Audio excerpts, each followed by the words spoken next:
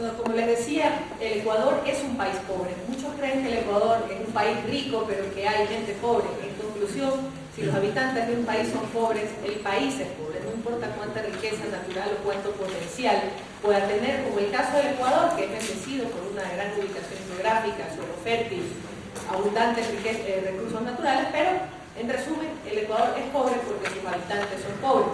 Dora señaló que alrededor del 70% de la población ecuatoriana es pobre. Hay discrepancias respecto a esas cifras, pero en general todos vivimos aquí y sabemos que los índices de pobreza, sean 60 o sean 70, son muy altos. Más de la mitad de la población es pobre. Pero, ¿cómo combatimos la pobreza? Hay discursos hoy, el gobierno cree que la solución es redistribuir lo que tenemos. ¿Pero qué vamos a redistribuir si somos pobres? No podemos redistribuir riqueza si lo que hay es pobreza. Lo único que lograremos con una redistribución de esta manera y partiendo de la filosofía de que la única manera de enriquecer a algunos es quitándole a los que tienen otros, no vamos a llegar a ninguna parte. Por lo tanto, si lo que no queremos es pobreza, tenemos que pensar que lo que queremos es justamente el antónimo de pobreza, riqueza. Y la riqueza hay que generarla. No hay fórmula mágica, no tenemos un secreto para generar riqueza, pero sí tenemos muchísimos ejemplos de cómo han generado riqueza otros países. Hace aproximadamente 30 años, casi todos los países tenían, de la región, teníamos similares índices económicos, incluso muchos peores que los del Ecuador. Chile tenía hace 30 años nuestros mismos índices macroeconómicos y miren dónde está hoy Chile. El Salvador no solamente que tenía índices macroeconómicos mucho peores que el Ecuador, sino que tenía problemas realmente serios. Tenían una guerrilla interna, una guerra social constante y terremotos que acababan con lo poco que había, con un país pobre, ese sí, en recursos naturales. Y tenemos por otro lado países como Cuba, donde el día de hoy vivir en Cuba es como vivir hace 50 años, los vehículos que ahí circulan son de hace 50 años, las construcciones son de hace 50 años, y es el país que prácticamente no tiene mascotas, y no se trata por un tema de cultura, ni mucho menos.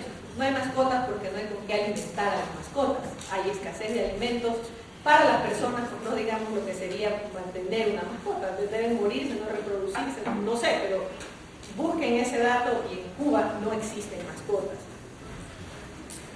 ¿Cómo generamos entonces riqueza en Ecuador? Si para combatir la pobreza debemos generar riqueza. Bueno, la generación de riqueza se da con inversión y con empleo. No podemos discutir que el mayor de los males que aqueja a los ecuatorianos hoy es la falta de empleo.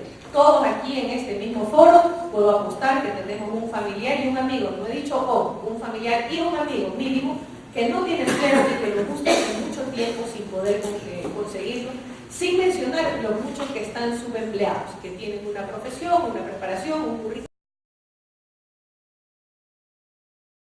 acorde a su perfil ni a su gusto. Por lo tanto, tampoco serán ciudadanos felices como tal, pero que hoy están empleados en cosas no activas, si no pueden dedicarse a lo que les gusta, no serán ni siquiera productivos. ¿Cuál es el verdadero índice de desempleo en el Ecuador? Hay muchos índices sacados por el INEC, hay otros índices sacados por la Universidad Católica en Guayaquil, pero yo les voy a hacer un cálculo muchísimo más simple. El padrón electoral, todos son mayores de edad, no estamos hablando de trabajo infantil. Están excluidos del padrón electoral las Fuerzas Armadas y la Policía, que son alrededor de unas 100. Están incluidas las personas de tercera edad, o ya no están. En Ecuador tiene cerca de 6 millones de habitantes, por lo que en edad productiva. ¿Cuántos quieren poner de ellos? ¿500.000? ¿1 millón? Sabemos que más de la mitad de la población tiene menos de 25, pero supongamos que haya 1 millón y que hablemos de 5 millones de ecuatorianos económicamente activos. ¿Saben cuántos hay afiliados al Seguro Social? En el mes de abril había 1.467.000 afiliados al Seguro Social. Al mes siguiente esa cifra cayó en 100.000, fruto del mandato laboral y toda la inestabilidad que hay. ¿Cuál entonces es el porcentaje de empleo adecuado? prácticamente nulo, y de ese empleo adecuado se ha perdido el 8% en un solo mes por el contexto que vivimos. Entonces, si no hay inversión que genere empleo, ¿cómo vamos a tener riqueza? Es imposible, la riqueza es el excedente de lo que tenemos sobre lo que necesitamos, y hoy ni siquiera tenemos nuestras necesidades básicas cubiertas como país, menos aún lo. ¿Cómo funciona esto? ¿Qué hicieron estos países? ¿Cuál fue la diferencia entre los unos países y otros? Perdón, y quiero mencionar un ejemplo muy clásico. Hace 20 años existía una ciudad dividida por un muro que dividía claramente un sistema económico abierto donde el un lado de la ciudad progresaba en beneficio de sus habitantes y sus condiciones de vida, y el otro se sumía en miseria y pobreza. ¿Cómo ustedes me dicen cómo pudo mantenerse un sistema tan distinto, dividido solamente por un muro que tampoco era altísimo? Simplemente por la falta de información, por el control de las libertades. ¿Cuándo cae el muro de Berlín? Cuando las comunicaciones globales, el internet, hasta la televisión pirateada, hizo darse cuenta a la gente de Berlín Oriental, que pensaba que era muy normal hacer colas para un litro de leche, como hoy sucede en Venezuela, y se dan cuenta que al otro lado de una pared resulta que la leche la escogen, hay diferentes precios, las calidades infinitamente mejores, y si quieren se las llevan a domicilio. Cuando se dan cuenta de otra realidad, se ven limitados se dan cuenta que están limitados en sus libertades, y es entonces cuando comienzan a cuestionar. Pero volvamos a qué hicieron los otros países. Estoy de acuerdo que el primero no hubieron libertades económicas, y eso trajo consecuencias en muchos países que se limitaran las libertades políticas. Lo que hicieron fue revertir esto. Hoy, en Chile o en Salvador, tanto los ecuatorianos como los salvadoreños como los chilenos pueden no solamente invertir con seguridad de condiciones, sino que también la diversidad de la opinión es cosa cotidiana. De eso se trata la democracia. Estos países todos tienen seguridad jurídica, y la ciudadanía en general aquí piensa que la seguridad jurídica no lo afecta, porque realmente yo no voy a los tribunales, yo nunca voy a llegar a la Corte Suprema de Justicia, y no se trata de eso. La seguridad jurídica es simplemente la certeza de que existen reglas claras, de que estas reglas se cumplen y se hacen cumplir, de que son iguales para todos, de que no van a cambiar en un momento determinado, y menos aún que tengan carácter retroactivo estos cambios, como sucede en Ecuador. Entonces, ¿qué inversionista puede venir al Ecuador? ¿O qué inversionista ecuatoriano va a preferir colocar el riesgo de su capital aquí? Si realmente no se sabe, nunca ha existido esta seguridad jurídica. Han habido mejores y peores épocas. De hecho, hubo épocas mejores. Pero hoy por hoy, con el contexto de la Asamblea, de que no se sabe qué constitución nos regirá, menos qué leyes nos regirán, en lo tributario, en lo laboral, ¿cómo podría ninguno de ustedes hacer un plan de negocio? Y no hablemos de traer una cementera o una petrolera. ¿Cómo amplía alguien un almacén? Un almacén pequeño lo hace mediano. Si no puede hacer un plan de negocio donde tenga la certeza de colocar la llave. Y aún, para quienes hicimos inversiones antes, hoy cambiaron por mandato y sin consulta las reglas del juego, y estamos sujetos a otros costos, a otras regulaciones laborales. En el Ecuador, el año 2005, la inversión privada fue de cerca de $2.000 millones, nacional y extranjera. El año 2007 fue de $178 millones, o sea, menos de la décima parte. Y este año se espera que no llegue a 100. Y mucho de esto es aumento de capital. Aquí ni siquiera están contadas las desinversiones, por ejemplo, lo que le costó a Aurelian en las bolsas internacionales, sus inversiones en Ecuador, que le costó por eso no está contado, solamente la inversión contabilizada en la superintendencia de compañías. Así que estos no 100 millones que va a haber este año son simples aumentos de capital, en muchos casos legales también por mandatos y demás. Entonces, la inversión necesita, antes que nada, seguridad jurídica. Sin inversión, tengamos claro que no va a haber empleo. Es la empresa privada la que ofrece empleo, directo, indirecto, por horas, etc. Pero es la que ofrece empleo que hará que estas personas puedan consumir y asimismo sea el mercado más atractivo para que nuevas empresas vengan, nuevas empresas se amplíen y se genere más trabajo. Hoy se calcula que cerca de 200.000 jóvenes salen de las universidades, escuelas secundarias, escuelas técnicas y politécnicas a buscar trabajo todos los años. Hay 200.000 empleos y estamos viendo que en solamente un mes se han perdido casi 100.000 empleos formales ya existentes. No va a haber. ¿Cuál es la alternativa de estos estudiantes? Emigrar, enfilarse a la delincuencia. ¿Qué alternativa le damos? La única alternativa lícita que le estamos dando es emigrar. Y curiosamente, emigran todos a los países abiertos, donde existe seguridad jurídica, donde existen reglas de juego claras. No donde tienen las leyes laborales más proteccionistas, lo contrario, hoy están siendo muy severas las reglas para los migrantes en otros países. Pero hay oportunidades de empleo y por eso van allá. El segundo punto es, hay que ser responsable con el gasto público.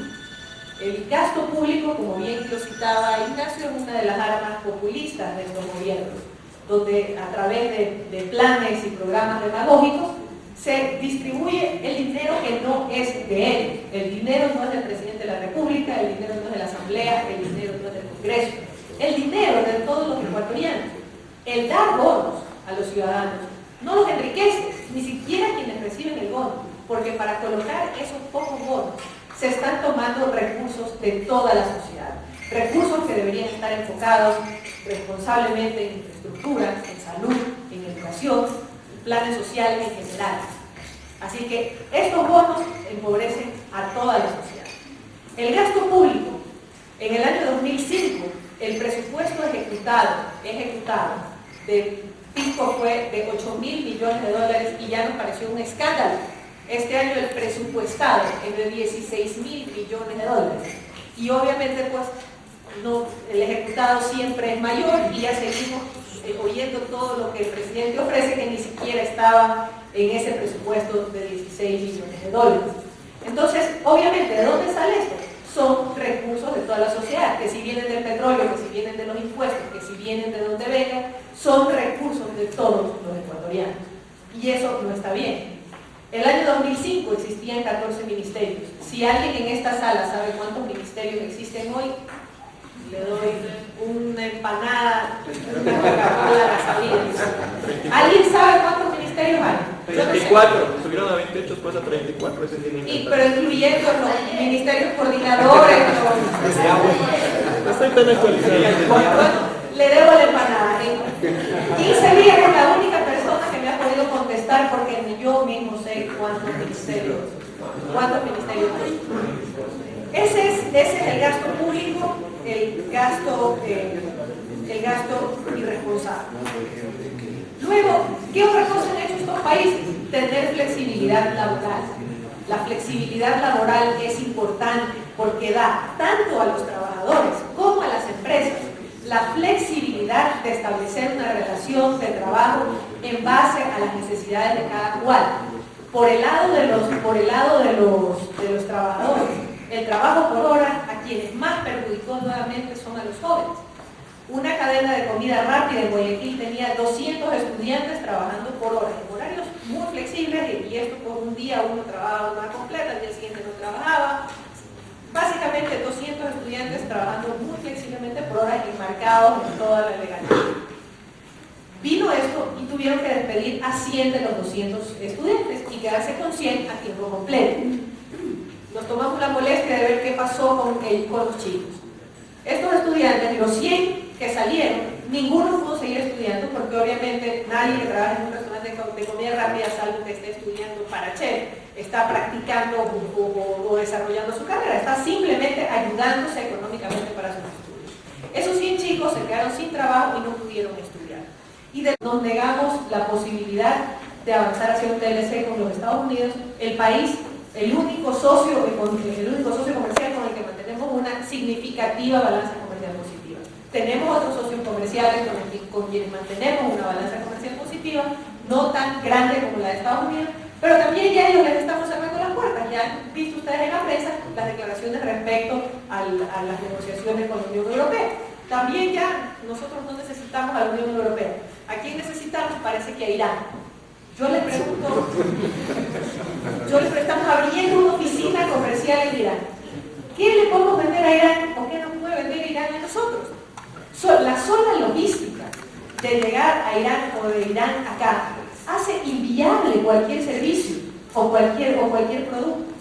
Pero hacia allá estamos bien, no digamos con la hermana República de Venezuela, que nos ha hecho el favor de liberar 150 partidas alimenticias de prohibida importación, porque se están muriendo de hambre. Entonces, como tienen dinero, comprémosle al socio de Ecuador, al muchachito que se porta bien, y entonces las partidas las abrieron solo para el Ecuador. Esas 150 partidas se abrieron exclusivamente para el Ecuador. No sé cómo así no las abrieron también para Bolivia, pero para Ecuador las abrieron.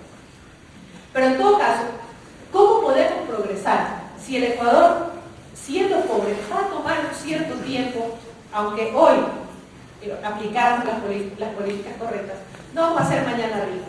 Entonces, el cerrarnos a una globalización que existe y que no podemos abstraernos de ella, o participamos de ella de manera activa y competitiva, o nos va a pasar por encima, porque el mundo no va a paralizar una globalización porque el Ecuador existe.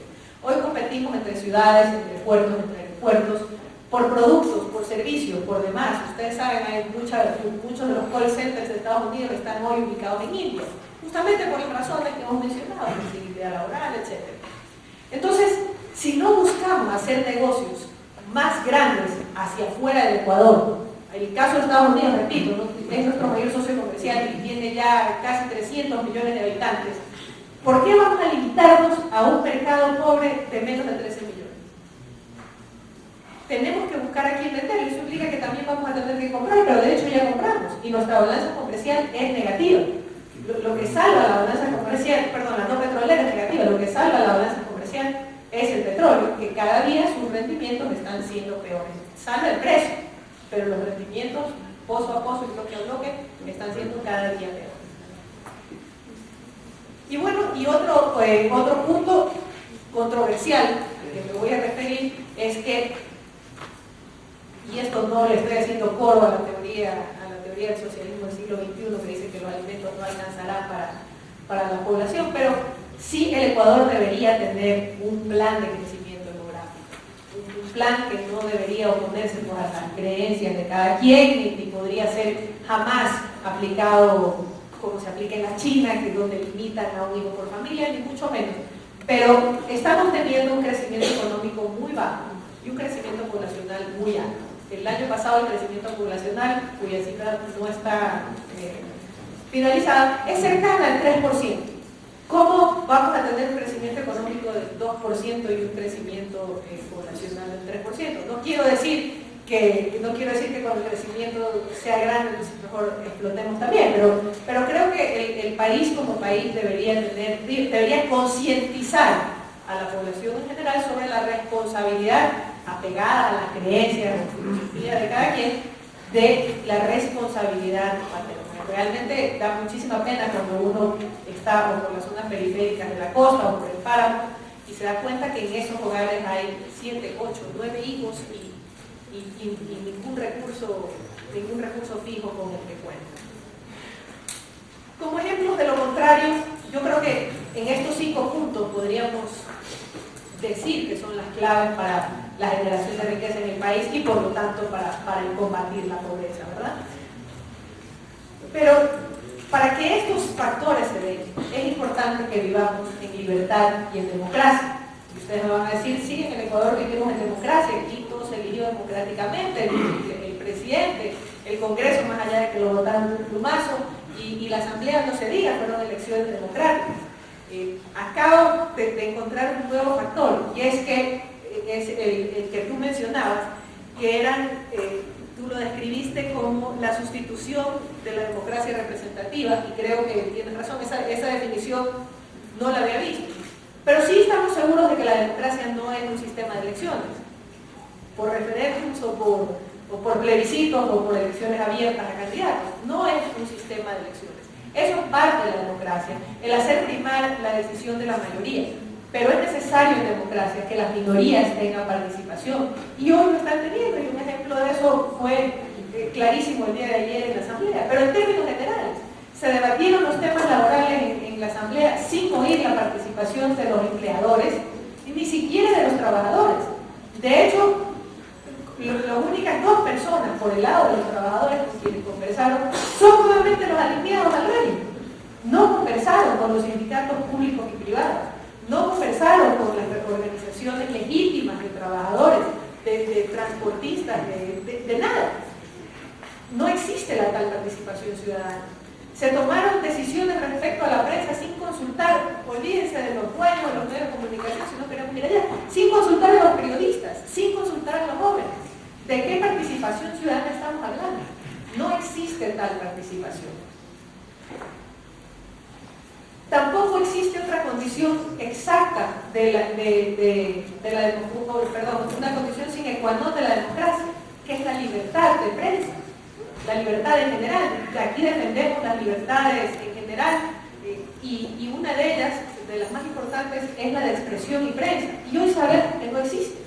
Todos quienes hemos dicho algo con altura y respeto, contrario a la opinión del régimen, hemos sido en algunos casos criticados, agredidos, perseguidos, y ahí tienen ya un periodista que, coincidencia o no, se dedicó 3 días a despotricar contra el régimen y hoy está en Jardines de la Esperanza. Entonces, yo creo que las señales van siendo claras, las agresiones a la prensa del primer día para amedrentar su opinión, para alinear los discursos. Otra cosa muy importante en democracia es el equilibrio de poderes. No existe una democracia real mientras no exista un equilibrio de poderes. No voy a decir que en el Ecuador existió en algún momento un perfecto equilibrio de poderes. Sabemos que eso no fue. Y cuando existió el tal equilibrio, también se hizo mal uso de él. Por ejemplo, cuando el Congreso era opuesto al Ejecutivo y entonces se dedicaban a hacerse la vida amarga y no que había equilibrio de poderes sino un antagonismo, que ninguno permitía al otro que haga su trabajo como debería. Y de hecho, así ha pasado. Pero hoy ya no existe ni siquiera el mal equilibrio. Hoy no existe equilibrio alguno. Hasta la justicia, que hoy está independiente, está dándose con mucho cuidado y de no contradecirlo. El Tribunal Constitucional desecha toda demanda que tenga que ver con algo que en algún momento dijo, opinó o silbó la Asamblea. O sea, ¿cuáles son nuestros organismos de apelación? ¿Cuáles son nuestros organismos de reclamo? Ya no existe. No existe el menor equilibrio de poder, y creo que eso es importante. Y la última condición indispensable de democracia es la alternabilidad en el poder, como en este equilibrio de poderes. Y eso también ya estamos viendo los ejemplos de Venezuela, y eso no está pasando. Y vemos la línea de quienes admiran a Fidel Castro. Esto no está pasando. Yo veo con preocupación la falta de alternabilidad en el poder. Y creo que esto debe ser en todos los estratos, y parte del caos político que hoy tenemos se debe a la poca alternabilidad que hubo también anteriormente. Esto no es, pero hoy ya va encaminado de peor manera, digamos, pero hoy la falta de oposición política, la falta de una oposición estructurada, de liberales estructurados, estuvo también en eso, en la falta de alternabilidad, la falta de espacios y la falta de nosotros mismos haberles dado espacio a jóvenes. Yo los invito a todos ustedes en sus respectivos ámbitos de acción, dejen espacio a los jóvenes. En la Cámara de Comercio de Guayaquil creamos un directorio junior. Son jóvenes de entre 22 y 28 años, 29 años, que estamos formando el liderazgo para lo que escojan, liderazgo empresarial, religioso si quieren, cultural, social, político, el que fuera, pero démosles espacios, démosles voz de opinión y apoyémoslos en los liderazgos, porque también acordémonos que en un país pobre, nuevamente, todos nos concentramos en producir, en mejorar nuestros niveles de vida, en mejorar nuestros negocios en un ambiente tan adverso. Pero dediquémosle, si de verdad nosotros queremos al país más allá de una retórica, decir yo amo mi país, nosotros queremos vivir aquí, que nuestros hijos y nuestros nietos vivan y que vivan en mejores condiciones, démosles algo de espacio a los jóvenes, dediquémosles algo de tiempo. Personalmente estoy dedicando tiempo a dar charlas, conferencias, foros en universidades, y créanme que son diálogos muy enriquecedores. cada vez que uno va a un foro, uno siempre toma, no solamente ellos reciben ideas, uno toma ideas, el sentir, la preocupación y demás, y ese no perder el contacto con la realidad o con otros grupos que, aunque piensen distinto que nosotros, nos da mejores bases para la defensa de lo que nosotros creemos y lo que vamos a defender. La Asamblea definitivamente ha traicionado todo lo que significaba democracia, no solamente, sino todo lo que expresamente se la mandó a hacer.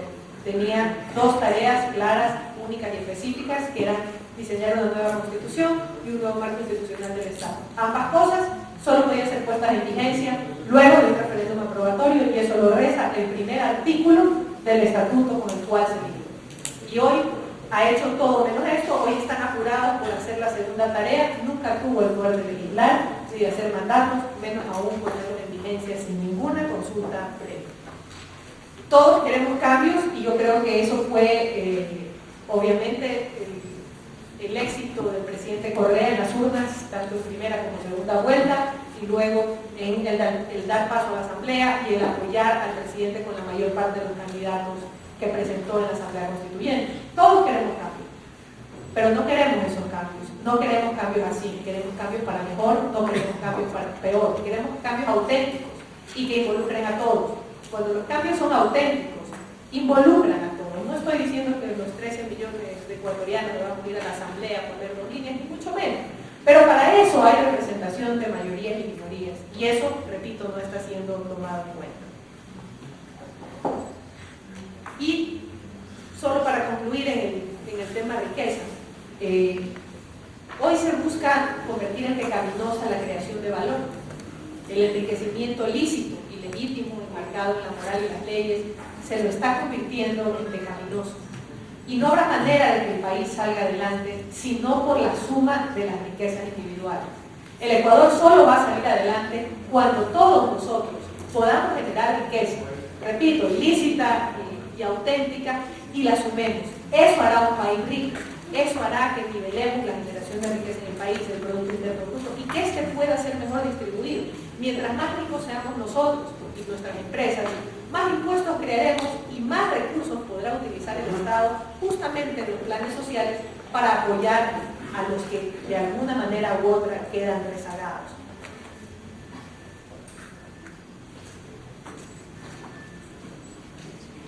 Yo creo que si hubiéramos tenido la suerte de emprender por la senda que emprendieron países como los que nombré, Perú en otro caso patético, su crecimiento es enorme en menos tiempo. A Chile le ha tomado 30 años, creemos que Perú va a alcanzar a Chile muy rápido y esto no le ha tomado ni 10. Pero algún día tenemos que comenzar, y yo los invito a todos que pongamos nuestro grano de arena en difundir nuestras opiniones, que no son opiniones no técnicas. Lo que estamos diciendo y en lo que nosotros creemos son, les repito, el resultado de éxito en otras partes. Lo contrario ha sido el resultado del fracaso. Los invito a que difundamos nuestras ideas, a que les demos espacio a otras personas, a que simplemente no dejemos de oír o de hablar a quien piensa distinto a nosotros. Tratemos de dar los argumentos necesarios para que estas personas puedan también a su vez difundir y convencerse de cómo generar riqueza en el Ecuador. Todos los países que también avanzaron partieron de un pacto mínimo. Unos pactos tenían 2 líneas, otros tenían 2 páginas. El pacto de la Moncloa en España, el pacto en Chile. Todos los sectores hicieron un pacto y buscaron el objetivo. ¿Cuál es el objetivo? Sacar al país de la pobreza, subir los índices de educación, reducir la mortalidad. Se pusieron de acuerdo en cosas que nadie puede estar en desacuerdo, porque yo creo que más allá de que pensemos distintas maneras de llegar, yo creo que los objetivos estamos de acuerdo. Y si nos ponemos de acuerdo en los objetivos y los establecemos como tales, tendremos que ponernos de acuerdo en las vías para llegar. Los invito a todos, les repito, a difundir las ideas en las que creemos y a avanzar en la senda que implica el desarrollo del Ecuador. Involucrarse todos un poco. Otro de los males del Ecuador ha sido que siempre pensamos que alguien va a resolver nuestros problemas o que nuestros problemas se van a resolver solos. Y eso tal vez porque no hemos tocado fondo. no llegamos al terrorismo colombiano, no llegamos a la guerrilla interna de El Salvador, no llegamos a las destrucciones por catástrofes naturales. Aquí nadie se ha muerto de hambre. En el Ecuador siempre ha habido la comadre, la vecina, la mamá que no deje que nadie se muera de hambre. No creo que debamos esperar a tocar fondo para comenzar a reaccionar y comenzar a participar activamente. No digo necesariamente en la vida política, en la vida académica, en la vida de opinión. Los invito a todos ustedes, les agradezco por su tiempo y paciencia. Si esperaban que yo les diga mágicamente cómo combatir la pobreza en el Ecuador, no existe fórmula mágica, existen muchos modelos a seguir y podemos seguir. Gracias.